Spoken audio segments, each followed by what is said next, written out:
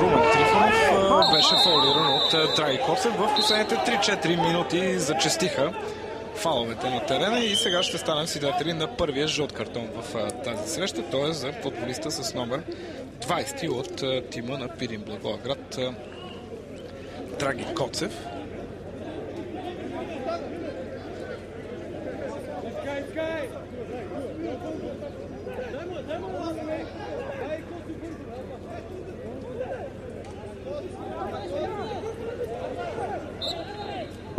Младенов.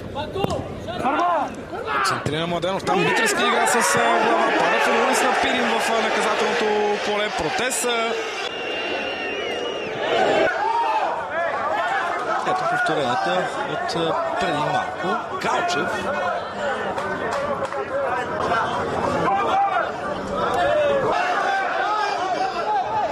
Трифонов. Продължава Румен Трифонов да владее. Центрира в наказателното поле. Изстрел на Руи Мигел и великолепно спасяване на Благой Макенджиев. Ето това беше най-сериозната опасност в полза на ЦСК от началото на този двубой. Страхотен пробив на Румен Трифонов отляво. Спас Делев ще успее ли да стигна топката? Прави го. Руи Мигел откроява и това не е гол. Топката минава в страни от вратата само на няколко сантиметра от страничната града. След това Руи Мигел иска някакво обяснение от рефера. Може би претендира, че това е бил ъглов удар. Паланков. Тясно подаване към Драги Коцев. Също него е Костадин Стоянов. Драги Коцев, добри финтове на Драги Коцев. Продължава неговия рейд. Отдясно центриране. Възможно за Пирин. И това дали е гол? Не. Не е гол. Това е гол.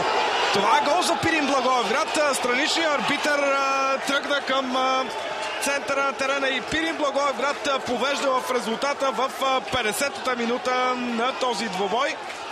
Разбира се, трябва да видим повторение на тази ситуация, а пък Пирин повежда в резултата срещу ЦСК с 1-0. Много хубава работа по дясното крило. Страхотна атака.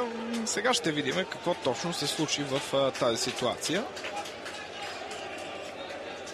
Ето, пробива от дясно. От тази камера няма как да разберем дали топката е влезла в вратата. Нито пък от тази. Сега трябва да стане ясно. Златковски, къде точно тук топката?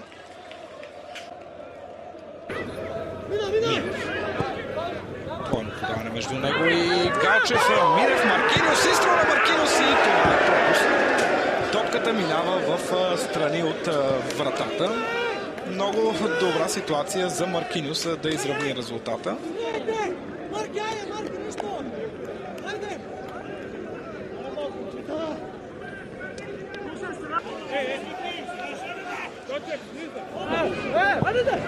Сега грешка в футболата на ЦСК. Невероятен пропуск на Драги Коцев.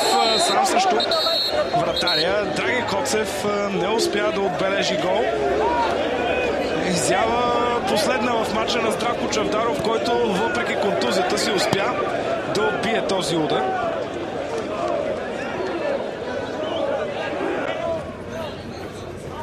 Добър финт на Галчев. Успява да подаде на Минев. Центриране на Минев към Сейд Ходжа. Той ударява топката. Сейд Ходжа изстрели това 1-1. ЦСКА изравнява резултата в 82-та минута на срещата с попадение на Сейд Ходжа.